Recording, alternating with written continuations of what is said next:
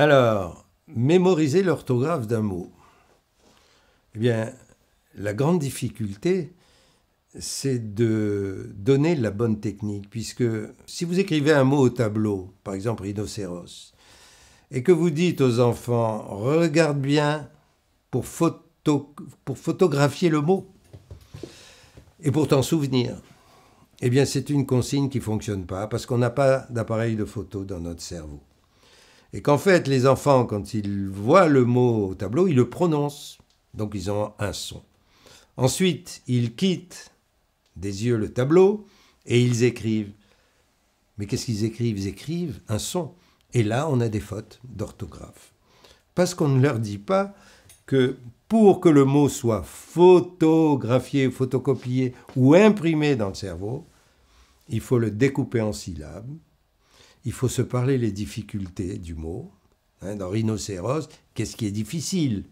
Il y a le H, il y a le C, il y a le ROS, le S, etc. Et le découper en syllabes. On découpe en syllabes. Ensuite, on prend chaque syllabe, on la prononce dans la tête et on imagine qu'on l'écrit sur son écran mental.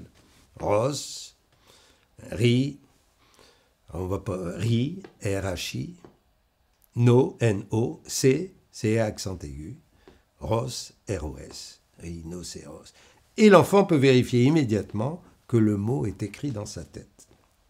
Bien faire attention que quand on écrit, on prononce les syllabes, parce que beaucoup d'enfants font des fautes de son du fait qu'ils ne prononcent pas dans la tête. Ce sont des traces de la méthode globale ou semi-globale, qui est pareil, qui crée les mêmes difficultés.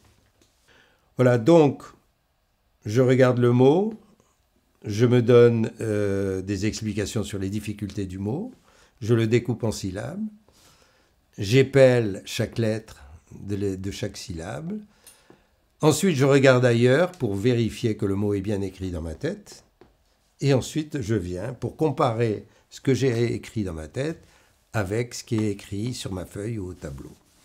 Là, on a une sécurité méthodologique et beaucoup moins de dyslexie.